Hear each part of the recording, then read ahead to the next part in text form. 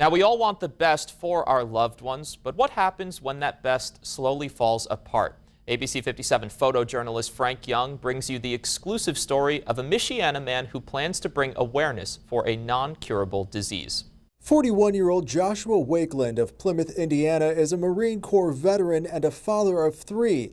3 years ago, he discovered that he has Huntington's disease. It's a hereditary fatal neurological brain disorder that you're born with. There's no cure for Huntington's disease. There's about 30,000 Americans diagnosed with it and more than 200,000 at risk of inheriting it. Once the disease becomes active, it will slowly deteriorate a person's physical and mental abilities during a 15 to 20-year span, and they will eventually need full care. It's described as having ALS, Alzheimer's, and Parkinson's all at the same time. Josh's first experience with Huntington's was about 25 years ago. My dad's sister was diagnosed, and I was unfamiliar with it.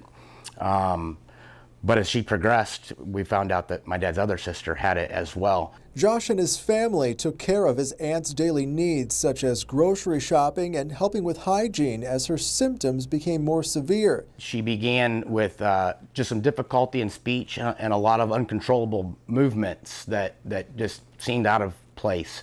And then the speech slowly started to go, and the progression for her was about 15 years. Both of his aunts died within weeks of each other in 2012. After taking care of his aunt, he began to wonder if he had the disease as well. I decided to have the DNA test done and found out 3 years ago that I was positive. Since the disease is hereditary, his 3 boys are at risk of getting it.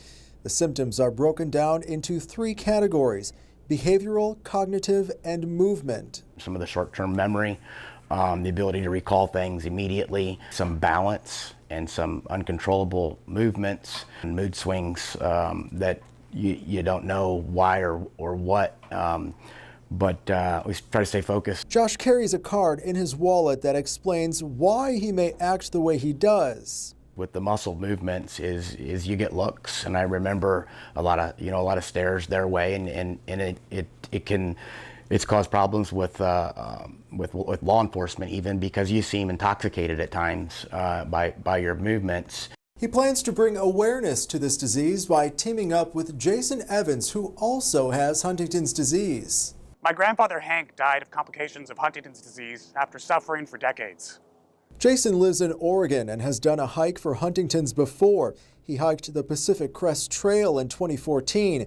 This year, he's hiking the Continental Divide Trail, which is 3,100 miles long. Josh met Jason through the Huntington's Disease Society of America Facebook page.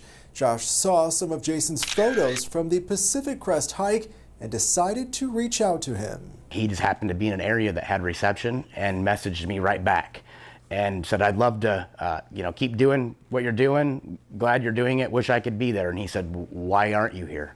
Josh hits the road August 5th, where he will meet up with Jason in Du Bois, Wyoming. On August 12th, he will begin hiking the rest of the trail with Jason. They hope that over time, more people will join in on the hike to bring awareness to Huntington's disease. Knowing that there's a chance that this can be passed on has a drastic effect on my life, and which is why we're doing what we're doing right now, is to create the awareness and to they've made great strides, but we need a cure.